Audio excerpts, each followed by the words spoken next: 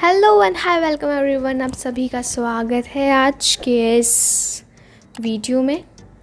तो I just hope आप सभी की जो लाइफ काफ़ी ज़्यादा इंटरेस्टिंग चल रही होगी और आप लोग मेरी तरह आलसी इंसान नहीं होंगे, क्योंकि आलसी इंसान के लिए हर एक चीज़ बोरिंग होती है। मेरे लिए तो है। अब अगर आप में से कोई आलसी है और उसके लिए बोरिंग है नहीं, आई जस्ट डोंट नो, पर मेरे लिए तो है। पता नहीं क्या कहा जा सकता है। खैर चलिए आज के हम इस टॉपिक पर आते हैं। तो आज की इस धारावाही में हम जानेंगे कि आखिर बिजनेस होता क्या है, कौन सी है वो चिड़िया जिसे हम बिजनेस नाम से पुकारते हैं। तो चलिए शुरू करते हैं। So thanks that you are here so that we are going to learn about business. Thanks इसलिए कि शुक्रिया आपने मेरी इस वीडियो को देखने की कृपा अदा की। धन्यवाद। हो सकता है आपको कुछ नया सीखने को मिले, तो इसीलिए stay tuned. I hope so मिले कुछ ना कुछ तो जानने को। ओके, सो बिजनेस होता क्या है, मैं इसका एक ब्रीफ में हम जानेंगे अभी, लेकिन उसका एक छोटा सा इंट्रो देती हूँ।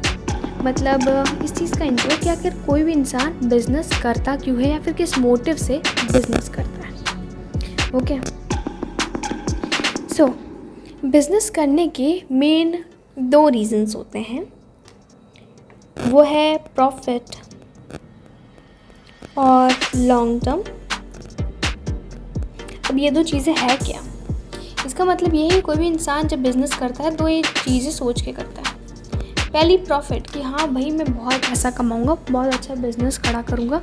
और लॉन्ग टर्म मतलब है क्या, लंबे समय तक कोई भी ऐसा बिज़नेस करेगा कि भैया यार अच्छा सा जम जाए मेरा बिज़नेस और मैं पैसा खूब कमाऊँ, है ना। कोई ऐसा तो नहीं सोचेगा ना कि भैया यार अभी तो थोड़े पैसे नहीं है, 1-2 महीने कुछ चल जाए काम धंधा, फिर उसके बाद में सोचेंगे क्या करना है। ये सोच के तो कोई बिज़नेस नहीं करता ना, अनटिल अनलेस वो सीजनल बिज़नेस हो। तो हाँ, उनको पता है कि हाँ साल के 6 महीने ही काम होगा तो काम होगा, और बाकी के साल के 6 महीने दूसरा काम करेंगे। हम उसकी बात नहीं कर रहे, हम रेगुलर बिज़नेस की बात कर रहे हैं। तो रेगुलर जो बिज़नेस हम करता है, कोई भी इंसान करता है, तो क्या सोचता है कि भाई मैं बहुत अच्छा खासा बिज़नेस जमा लूँ कि भाई उसकी ग्रोथ होती रहे और एकदम लंबे समय तक, या उसे कह लो कि एटलीस्ट वो अपनी लाइफ टाइम तक सोचता है कि हाँ भाई मेरी जो पूरा बिज़नेस है उसमें बैंकरप्सी ना हो या फिर ऐसा कुछ भी ना हो जिसकी वजह से मेरा दिवालिया निकल जाए। मेरा बस जो बिज़नेस है वो एकदम बढ़िया चलता रहे। अब कोई ऐसा नहीं सोचता ना कि हाँ भाई 2 महीने बाद दिवालिया निकल भी जाएगा, दिक्कत नहीं है, नहीं ना। तो सब ऐसा सोचते हैं कि भाई जितना लंबा हो सके उतना चले और हम जितना हो सके उतना ज़्यादा प्रॉफिट कमा सकें, या फिर हमारी जो लाइफ है वो एकदम मज़े से एकदम लग्जरी लाइफ चाहिए। मोस्ट ऑफ द इसलिए करते हैं क्योंकि बिज़नेस में बहुत पैसे होते हैं, इज़न्ट इट। और अगर अलग बात है तुम डिसएग्री करते हो, तो अगर तुम डिसएग्री करते हो तो बताना मुझे क्यों करते हो। आई थिंक बिज़नेस में तो बहुत पैसा है। सो हम एक बार बिज़नेस की ये जो डिफ़ाइन है मीनिंग देखते हैं। Business refers to those activities, economic activities involving the purchase of product, the production and or sales of goods and services with the motive of earning profit by satisfying human needs in society. Okay, तो यहाँ पर सबसे ज़्यादा देखने वाली situation है, देखने वाली जो चीज़ है वो है satisfying human needs of the society. Okay, अब हम जब बिज़नेस है वो करते किस लिए? इंसानों के लिए करते हैं, ऑफकोर्स ही बात। मतलब जानवरों के लिए भी काफ़ी सारे प्रोडक्ट आते हैं, लेकिन वो भी तब काम में आते हैं जब कोई इंसान उन्हें ख़रीदने को तैयार होता है, या फिर वो अपने जानवर से इतना प्यार करे कि वो उनके ऊपर इतना खर्चा करने को तैयार, इज़न्ट इट। सो जो बेसिक जो यहाँ पर चीज़ है वो कहने की ये है कि बिज़नेस हम करते क्यों हैं, वो इसीलिए ताकि जो एक ह्यूमन नीड्स है उन्हें हम सेटिस्फाई कर सकें, उन्हें पूरा कर सकें। ऑफकोर्स सी बात है, अगर किसी का ज़रूरत का सामान आप बनाएंगे तभी तो बिकेगा ना। अब किसी को जिस चीज़ की ज़रूरत ही नहीं है, अगर आप वो चीज़ बनाएंगे तो क्या वो बिकेगा? वो आपको प्रॉफिट क्या होगा? कुछ नहीं। टन गोपाल, इज़न्ट इट। सो कोई बिज़नेस स्टार्ट करने से पहले जैसे कि आपको मार्केट एनालिसिस करना पड़ता है। मार्केटिंग एनालिसिस का मतलब कि ना उनको जानना पड़ता है कि कौन से बिज़नेस इस टाइम पे है, उनमें से कौन से बिज़नेस कितने ग्रो कर रहे हैं, अभी सबसे ज़्यादा स्कोप किसका है, और वहाँ के जो लोकल है, अगर हम लोकल के अकॉर्डिंग कर रहे हैं तो आप लोकल में क्या सबसे ज़्यादा रिक्वायरमेंट है, या फिर जिन कस्टमर्स को आप टारगेट कर रहे हो तो आपके जो टारगेट कस्टमर्स हैं उनकी क्या नीड्स है, उनके अकॉर्डिंग आपको क्या प्रोडक्ट बनाना चाहिए एंड और वो सब चीज़ें बाद में चलो समझेंगे, ज़्यादा डीप में नहीं जाते हैं। हाँ, तो बेसिकली हम क्या करते हैं कि उनको समझने की कोशिश करते हैं कि जो हमारे कस्टमर्स हैं, जिनको हमें सामान बेचना है, उनकी ज़रूरतें क्या है। अब उनकी ज़रूरतें समझेंगे तभी तो हम बेच पाएंगे, है ना। तो बस वही होता है यहाँ पर। सो हम जो बिज़नेस है, मतलब उसके जो बेसिक जो हम हैं, अगर उसके जो बेसिक लाइन्स हैं या उसकी जो आउटर लाइन्स हैं, लाइक प्रॉफिट मोटिव,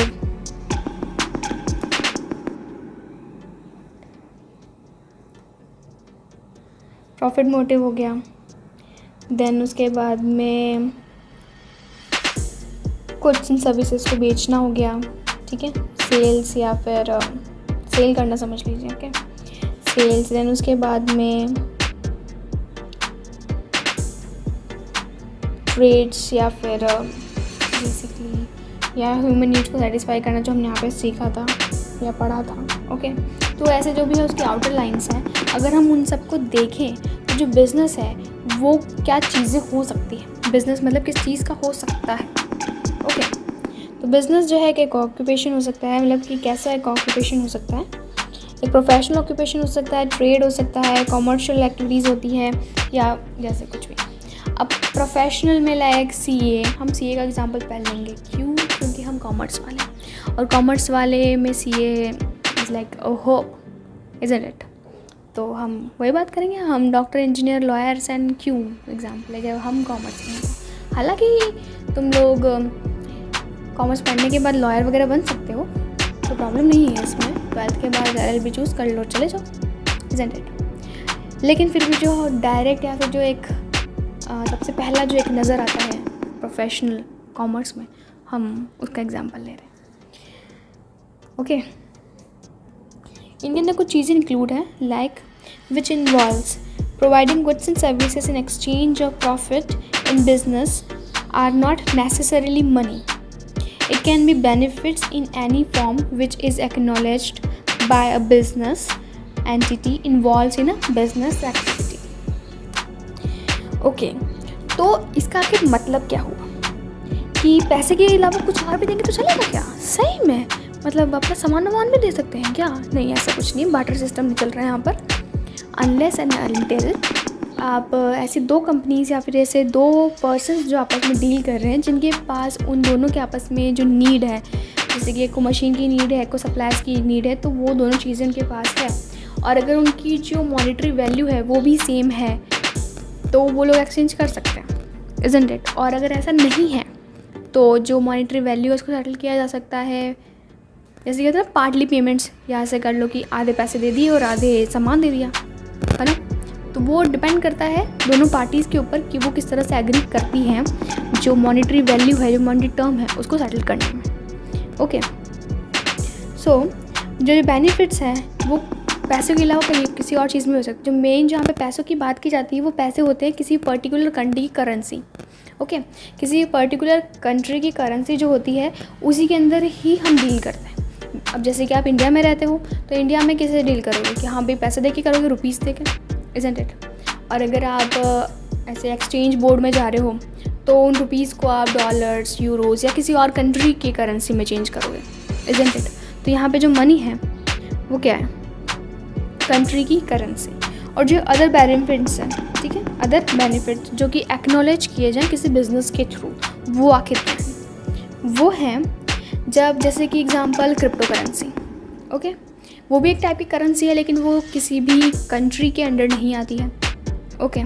और वो काइंड ऑफ सबसे सेफेस्ट करेंसी भी है जिसके अंदर घोटाले होने के चांसेस काफ़ी कम होते हैं, क्योंकि वो एक ब्लॉकचेन जो एक होती है उसके अंदर उस टेक्नोलॉजी पे आधारित होती है वो। और ब्लॉकचेन के अंदर कोई भी गड़बड़ करना बहुत मुश्किल होता है, क्योंकि वो एक एक जो ट्रांजैक्शन है वो आपस में लिंक्ड होता है, क्योंकि एक भी अगर उसमें गड़बड़ हुई एक भी ट्रांजैक्शन में तो पता चल जाता है क्लियरली कि हाँ भाई इस एरिया में यहाँ पर गड़बड़ हुई है, ओके। तो आपने कहीं पर भी कुछ ख़रीदा है या बेचा है, बनाई है क्रिप्टो करेंसी, तो उसी टाइम पता चल जाता है कि हाँ यहाँ पर एक ऐड हुआ है, क्योंकि वो जैसे बॉक्स ऐड होते रहते हैं तो पता चलता रहता है। हालांकि क्रिप्टो करेंसी में सबसे ज़्यादा अभी जो हो रहे हैं, मतलब बिटकॉइंस सबसे ज़्यादा जो चल रहे हैं, लेकिन बिटकॉइंस क्या सेफ़ है हमारे लिए, वेल अगर हम इन्वायरमेंट बेसिस पे देखें तो ऑफ कोर्स नहीं है। क्यों नहीं है? क्योंकि क्रिप्टो करेंसी बनाने में या जो स्पेशली बिटकॉइंस बनाने में बहुत पैसे खर्च होते हैं। पैसे कैसे खर्च होते हैं? क्योंकि उनको बनाने के लिए इलेक्ट्रिसिटी बहुत लगती है, क्योंकि उसको बनाने के लिए बहुत सारी बड़ी बड़ी प्रॉब्लम सॉल्व करनी पड़ती है। मैथमेटिकल्स या फिर जो टेक्नोलॉजिकल प्रॉब्लम्स होती है उनको सॉल्व करना पड़ता है। ओके, तो वो सॉल्व करने के लिए बड़े बड़े इक्विपमेंट्स चाहिए होते हैं, बड़े कंप्यूटर्स चाहिए होते हैं, फिर उनके अंदर इलेक्ट्रिसिटी उतनी ज़्यादा रिक्वायरमेंट होती है। और कई बार ऐसा होता है कि ना वो कई बार एक्चुअल में ना अभी जो रिसेंट ईयर्स है जितनी इसकी डिमांड बढ़ रही है उस अकॉर्डिंग वो एक पर्टिकुलर देश, एक छोटा जो देश होता है ना, उस पर्टिकुलर एक देश के बराबर की वो इलेक्ट्रिसिटी यूँ ही खा जाते हैं। सिर्फ एक नहीं, मतलब सिर्फ बिटकॉइन इतना खा जाता है ना। तो ऑफ कोर्स वो देखा जाए तो सेफ़ नहीं है। और क्यों सेफ़ नहीं है? वो इसलिए सेफ़ नहीं है बिकॉज लाइक जैसे मैंने बताया कि वो बहुत ज़्यादा से एनर्जी की खपत करता है, और जितनी एनर्जी वो बिटकॉइन बनाने में खर्च हो रही है उतनी एनर्जी हम कहीं और भी यूज़ कर सकते हैं। लाइक जैसे किसी गांव में बिजली पहुंचा सकते हैं जहां पर बिजली की बहुत ज़्यादा शॉर्टेज है, इज़न्ट इट? तो इसी वजह से जो टेस्ला इतनी बड़ी इलेक्ट्रॉनिक कंपनीज़ की जो वो है कंपनी है, उसने भी बिटकॉइन लेने से मना कर दिया। जबकि वो पिछले साल तक बिटकॉइंस में डील करते थे कि हाँ ठीक है, वो बिटकॉइंस के एक्सचेंज में अपनी कार्ड्स देते थे, लेकिन अब उन्होंने मना कर दिया क्योंकि जो टेस्ला है वो जानी जाती है अपने इसके लिए इन्वायरमेंट फ्रेंडली वर्क्स के। तो उन्होंने भी मना कर दिया कि नहीं भाई, हम इसमें डील नहीं करेंगे, हमको तो पैसे ही चाहिए। ओके, तो अब हम इन्वायरमेंट और टेस्ला और इन सब की जो चीज़ें उनको साइड में रखते हैं। अब वापस आते हैं हम मेन चीज़ के ऊपर। तो कोई भी बिज़नेस करता क्यों है? उसका रीज़न जो है मेन वो है कि जो उसकी पैसे हैं वो ग्रो करें। ऑफ कोर्स ये बात है, जो हम इन्वेस्टमेंट करते हैं किस लिए करते हैं? ताकि हमें जो इन्वेस्टमेंट जो हमने की है उसका हमें कुछ शेयर मिले, इज़न्ट इट? लाइक मैंने अगर 100 रुपये लगाए तो ज़्यादा नहीं तो 125 मिले मेरे को, इज़न्ट इट? ज़्यादा नहीं तो, हालांकि इससे ज़्यादा के ही हम करते हैं उम्मीद कि नहीं भाई कम से कम 50-60 रुपये तो मिलने चाहिए 100 पे। तो वैसे ही जब बिज़नेस करते हैं तो जो अपने पैसे हैं उनको किस तरह से डबल किया जाए, या फिर डबल धमाल हेरा फेरी वाला नहीं, ओके। जो यहाँ पर बात की जा रही डबल किया जाए, फिर जो कह लीजिए कि इन्वेस्टमेंट को बढ़ाया जाए, वो बिज़नेस के लिए में लाइक ग्रोथ कैसे हो, जो मनी है, जो मॉनेटरी पावर है, जो पॉकेट पावर है एक बिज़नेस की, वो कैसे ग्रो, तो मेन फोकस उस पर किया जाता है। तो okay, let's see a definition. A business entity is an organization or an other entity engaged in commercial, professional, charitable or industrial activities. It can be for-profit entity or non-for-profit entity and may or may not have a separate existence from the people or person controlling it. अब आखिर ये चीज़ें क्या है? Like commercial तो आपको पता ही है, professional, charitable, industrial activities. Then उसके बाद में for profit, non for profit और may not separate existence from personal. अब ये सब चीज़ें क्या है? कमर्शियल तो वही जैसे कि जो हमारी कमर्शियल एक्टिविटीज़ होती है, लाइक इसके अंदर एडवर्टाइजमेंट्स आते हैं ना, और बेसिकली जो एडवर्टीज़मेंट बनाने वाली कंपनी हो या फिर दूसरी। ओके, प्रोफेशनल्स में आते हैं लाइक CAs, और चैरिटेबल्स जो कि चैरिटीज़ के लिए काम करते हैं ना, और नॉन फॉर प्रॉफिट का एग्जांपल है वो, लाइक चैरिटीज़ करते हैं कि भाई जैसे कि चिल्ड्रंस के लिए वेलफेयर फंड्स, या फिर जो अनाथ आश्रम्स वगैरह होते हैं, वृद्धाश्रम्स होते हैं, अगर वो अच्छे से उनकी देखभाल भी कर रहे हों और डोनेशन वगैरह लेकर ही सही, लेकिन जिस तरह से भी वो मैनेज करके अपना काम कर रहे होंगे। ओके, और बहुत सारी से बड़ी बड़ी एंटिटीज़ होती हैं लाइक जो इनके लिए वेलफेयर्स के लिए काम कर रही होती है, लाइक जो डिज़ास्टर्स के लिए कई सारे होते हैं, इज़न्ट इट? वो भी नॉन प्रॉफिटेबल होते हैं। सो वो सब आते हैं इसके अंदर। जो मेन चीज़ यहाँ पर देखने वाली है वो मे और मे नॉट सेपरेट एग्जिस्टेंस। अब ये क्या चीज़ है? मे और मे नॉट सेपरेट एग्जिस्टेंस, या इसको हम कह सकते हैं सेपरेट लीगल एंटिटी। इसका मतलब ये हुआ कि जो एक बिजनेसमैन है उसमें और उसके बिजनेस में कोई फ़र्क है या नहीं, वो दोनों एक कंसीडर किए जाएंगे या फिर अलग अलग। अगर वो सेपरेट लीगल एंटिटी है तो मतलब बिजनेसमैन अलग और उसका बिजनेस अलग, दोनों अलग। अगर बिजनेस का दिवालिया निकल गया तो बिजनेसमैन की कॉलर नहीं पकड़ सकते कि निकाल मेरा पैसा, साले तूने मेरा पैसा कैसे खाया। नहीं, आप ऐसे नहीं कह सकते। वो कहेगा भैया देखो अपनी सेपरेट लीगल एंटिटी है, तुम्हारा पैसा कंपनी ने डुबाया है, कंपनी से मांगो, हमसे काय मांग रहे हो, अपना इसमें कोई हाथ नहीं, ठीक है। लेकिन अगर इसी जगह पर लीगल एंटिटी होती,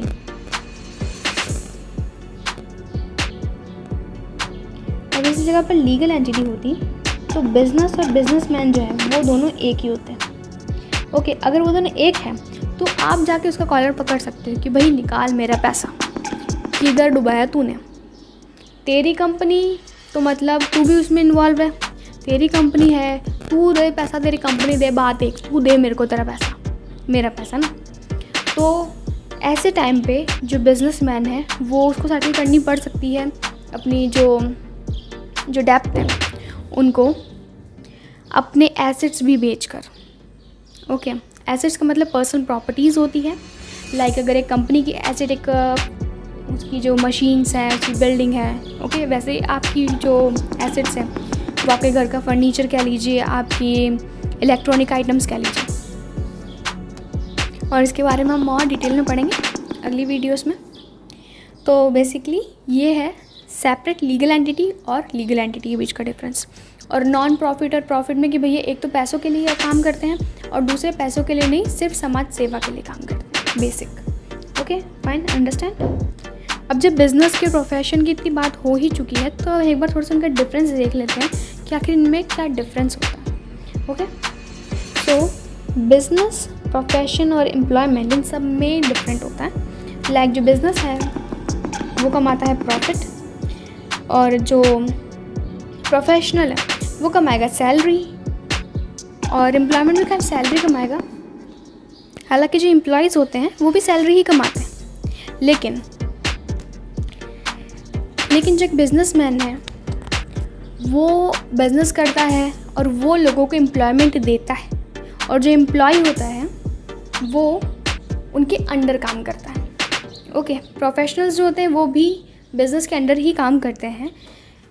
लाइक एक हॉस्पिटल है, वो एक बिज़नेस है, और जो उसके अंदर या उसके साथ जो डॉक्टर्स काम कर रहे हैं वो प्रोफेशनल्स हैं। ओके, या जो एक कंपनी है उसके अंदर जो सीए काम कर रहा है वो प्रोफेशनल है, लेकिन जो कंपनी है वो बिज़नेस है।